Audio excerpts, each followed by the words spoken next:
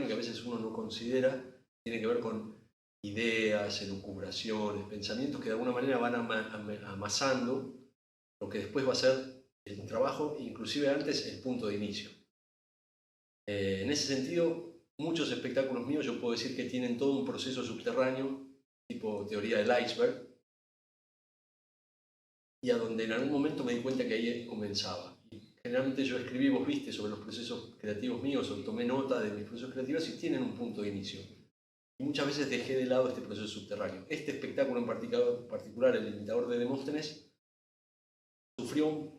atravesó un proceso subterráneo muy largo, que a diferencia más de otros, yo igual estuve todo el tiempo consciente de que eso era un proceso subterráneo. Entonces el espectáculo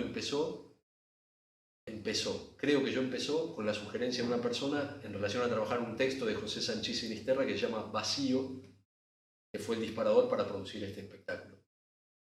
De ese momento a que yo produje el espectáculo pasaron unos 6 años. Y del momento en que yo efectivamente me puse a trabajar fuerte en ese trabajo, en realidad pasaron 5 años. O sea, hubo un año de trabajo fuerte en lo que uno llamaría el trabajo visible, el trabajo de superficie. Pero este trabajo tuvo 5 años de trabajo subterráneos, que además muy ligados a la palabra vacío. Yo no lo pensé así desde un inicio, porque además el material me fue sugerido, el texto de José Sanchís Sinisterra, que es un texto que habla de un actor parado frente al público, tratando de dar cuenta de lo que es el vacío en el escenario. Y yo en ese momento estaba viviendo una especie de sensación de vacío en relación a la profesión, a las cuestiones que nos atraviesan a las personas que trabajamos en este medio, como en otros, ¿no? En relación a la producción, al tema de la supervivencia, la idea de profesionalización o no. Puesto yo soy profesional hace muchos años, pero digo, cómo funcionan en este país los límites. De llevar adelante una compañía, un proyecto teatral, cómo se inserta en el medio, para quién lo haces, ¿no? Todas esas preguntas que siempre estuvieron, pero que en algún momento a veces son más pesadas que otras. Y el trabajo para este espectáculo, el inicio, coincidió con una etapa mía de profundo vacío.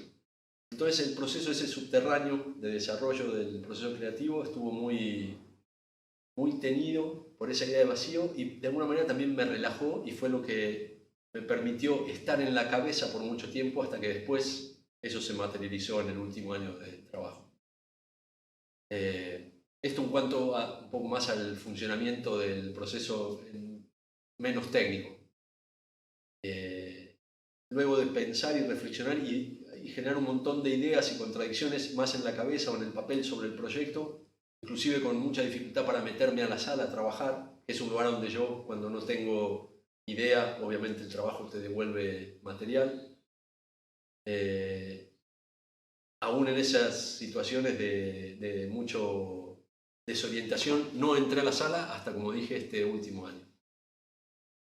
Una vez que entré, ahí sí se empezó a encarrilar un poco el material, que a partir de la idea de trabajar con el texto de Sanchís Sinisterra, la pregunta en relación a la puesta en escena giró en relación primero a la idea de representar el vacío, que estaba expresado en el texto de Sinisterra, e inmediatamente esa premisa la descarté en el sentido de dialogar con el texto de Sinisterra, o sea, no generar tratar de no representar la idea de vacío, ni con el cuerpo, ni con las acciones físicas, ni con la puesta. De hecho, uno lee el texto y lo primero que se te aparece es un espacio vacío, pero que para mí es imposible de generar como representación.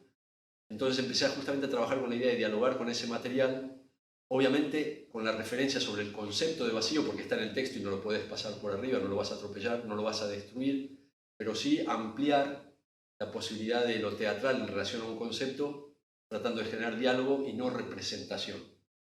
El proceso creativo de este espectáculo estuvo mucho más que otros, porque también lo fue en otros, ligado a romper la idea de representación y pensar la idea de presencia en relación al trabajo actoral, en la idea de fundante, no por una originalidad en el universo, sino una originalidad en mi trabajo, y en relación a originalidad en la idea de dialogar entre los materiales y no que ninguno represente a otro. O sea, no un cuerpo representando un texto, no la palabra pensada en la actuación como una traspolación del lenguaje de la palabra a la materia sonora, sino que realmente sean dos elementos autónomos que dialogan.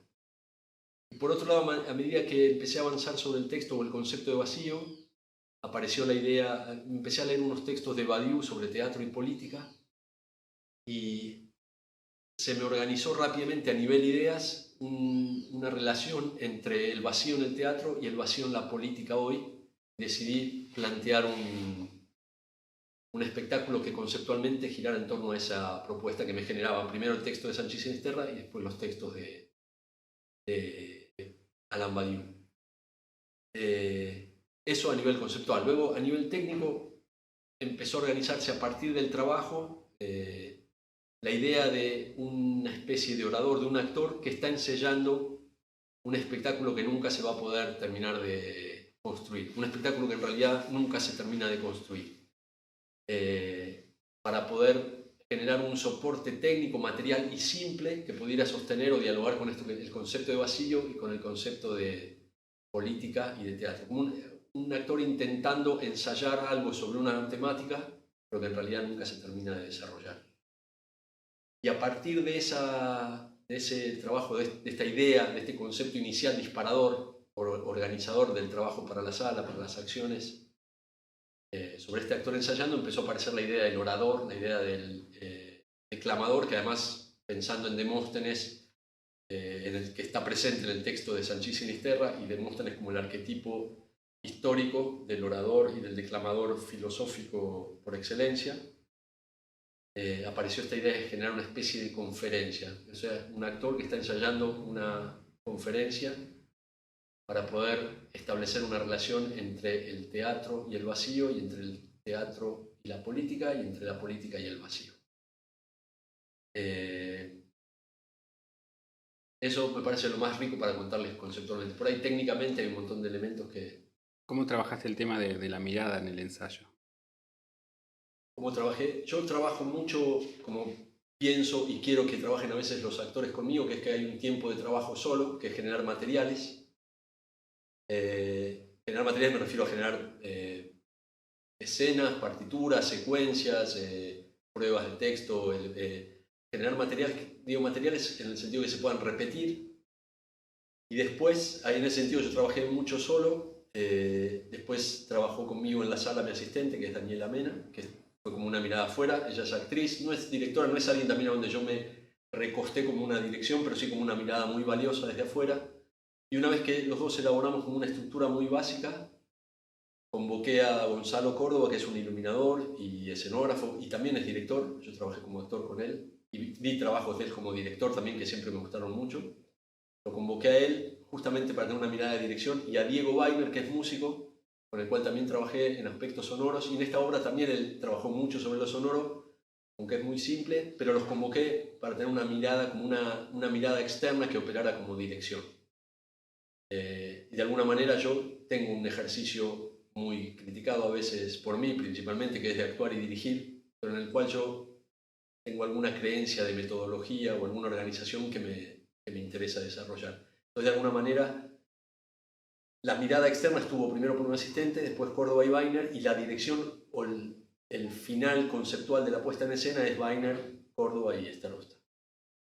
Mi parte es esa parte desdoblada, que hace un ejercicio de separar la dramaturgia fuera del chiste, de separar la dramaturgia del actor de la dramaturgia del director.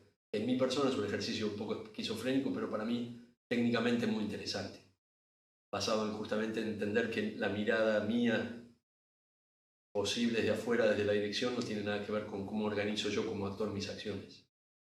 Pero el trabajo de la mirada fue eso, fue paulatino.